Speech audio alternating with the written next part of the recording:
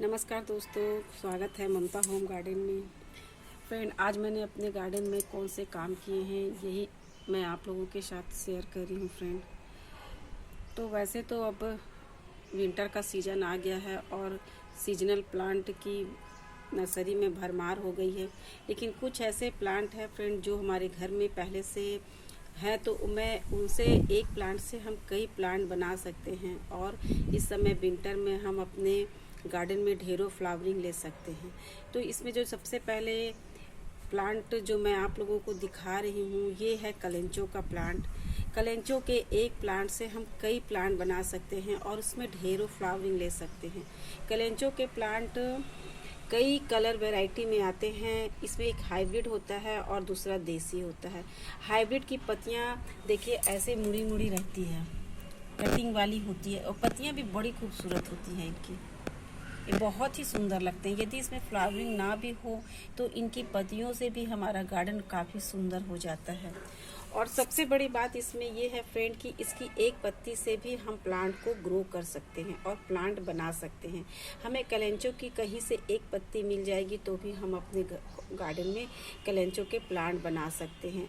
वैसे तो ज़्यादा अच्छा यही रहेगा कि हम नर्सरी से जाकर कलेंचो की एक प्लांट खरीद कर ले आएँ और उस एक प्लांट से हम ढेरों प्लांट बना लें, जिससे कि हमारे गार्डन में कलेंचो के बहुत सारे फ्लावरिंग प्लांट तैयार हो जाए। तो फ्रेंड, मैंने भी इस कलेंचो के प्लांट को नर्सरी से ही बाय किया है और देखिए ये जो मेरे पास बहुत सारे प्लांट हो गए थे पिछले बार, लेकिन मैंने उसे निकाल दिया है। इस बार मैंने एक या दो प्लांट को ही रखा था। अब उस एक दो प्लांट से ही देखिए कितने सारे प्लांट बन गए हैं। आज मैंने कलेंचो की कटिंग लगाई है। ये छोटे से डिस्पोजल ग्लास है जिसमें कि मैंने सैंड में नहीं, मिट्टी में लगाई है। सैंड में मैं इसलिए नहीं लगाई फ्रेंड कि सैंड में लगाने से क्या होता है कि जब हम इसको रिपोर्ट करने लगते हैं तो इसके रूट बॉल खुल जाते हैं और जब प्लांट की रूट बॉल खुल जाते हैं तो उसे यदि हम दूसरे गमले में शिफ्ट करते हैं तो फिर उसको उसमें एडजस्ट होने में टाइम लगता है। और यदि हम मिट्टी में, वेल्डेड मिट्टी में लगाएं, सॉइल में लगाते हैं तो हमारा ये फ़ायदा होता है कि हम जब प्लांट को बाहर निकालते हैं तो वो रूट बॉल खुलती नहीं है और वो मिट्टी के सहित ही बाहर निकल जाता है। और हम उसे किसी दूसरे गमले में जब शिफ्ट करते हैं तो हमें ज़्यादा टाइम नहीं लगता है उसे सेट होने में और ये प्लांट तुरंत ही सेट हो जाते हैं। कैलेंचो बहुत ही आसानी से चलने वाला प्लांट है, लो मेंटेनेंस चलने वाला प्लांट है। इसे जब हमको फ्लावरिंग लेनी हो तो इसकी कटिंग जब अच्छे से 15-20 दिन हो जाए तो इसमें हम एक बार वर्मी कंपोस्ट डाल देंगे तो इसकी ग्रोथ बहुत अच्छे से होने लगती है। और उसके बाद हम कुछ दिनों के बाद, 15 दिन या 10 दिनों के बाद फिर उसमें एक बार वर्मी कंपोस्ट डाल दें तो ये फ्लावरिंग के लिए भी तैयार हो जाता है। और ये एक बार हम यदि अपने गार्डन में ले आए फ्रेंड तो ये सालों साल हमारे गार्डन में बने रहते हैं, क्योंकि ये ना तो बारिश में ख़राब होते हैं और ना ही धूप में ख़राब होते हैं। मेरे तो कलेंचो के जितने भी प्लांट हैं वो पुराने ही हैं। बस मैं इसे क्या करती हूँ कि बारिश के पानी में नहीं रखती, लेकिन फिर भी मेरे बहुत सारे प्लांट ऐसे हैं जो बारिश के पानी में रहने के बाद भी वो सही सलामत है। ये जो प्लांट में दिखा रही हूँ ये बारिश में ही रखे हुए थे और देखिए कितने अच्छे से भी ग्रोथ कर गए हैं। मैं तो इसके रूट को फेंक दी हूँ और बाकी जितने भी उसके ब्रांचेस थे उससे नए प्लांट बना ली हूँ।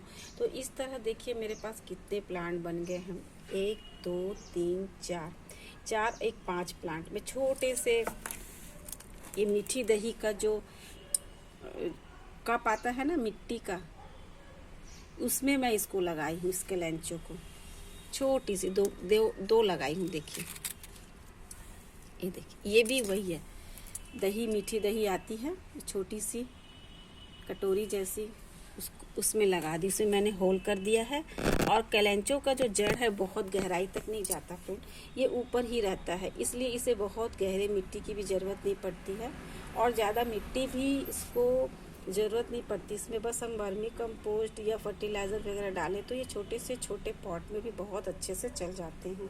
यदि मैं इसको इस गिलास से नहीं भी निकालती हूँ तो भी ये इसमें फ्लावरिंग करने लग जाएंगे, लेकिन देखती हूँ यदि ये अच्छे से ग्रोथ कर जाते हैं तो शायद मैं इसे ग्लास से ना भी निकालूँ, डिस्पोजल से। और यदि मुझे ऐसा लगेगा कि मुझे इसे किसी बड़े पॉट में देना है और मुझे ज़्यादा फ्लावरिंग चाहिए तो फिर मैं इसे दूसरे पॉट में शिफ्ट कर दूँगी। और जब ये ज़्यादा बूसी हो जाएंगे तो फिर ये बहुत अच्छी फ्लावरिंग करेंगे। और ज़्यादा बूसी बनाने का एक और भी तरीका होता है कि हम यदि बड़े पॉट लेते हैं तो बड़े पॉट में हम 2-3 कटिंग को लगा दें। यदि 2-3 कटिंग को एक साथ लगाते हैं तो प्लांट बूसी हो जाता है और उसमें फ्लावरिंग होती है तो काफ़ी सुंदर दिखता है फ्रेंड। इस तरह कैलेंचो आप भी अपने गार्डन में ऐड कीजिए। बहुत ही खूबसूरत फ्लावरिंग प्लांट है, बहुत सारे कलर वैरायटी में आते हैं। तो फ्रेंड आज के लिए बस इतना। यदि मेरा वीडियो आप लोग को अच्छा लगता है तो प्लीज़ इसे लाइक और सब्सक्राइब करके ही जाएं। Thank you. नेक्स्ट वीडियो के लिए बाय।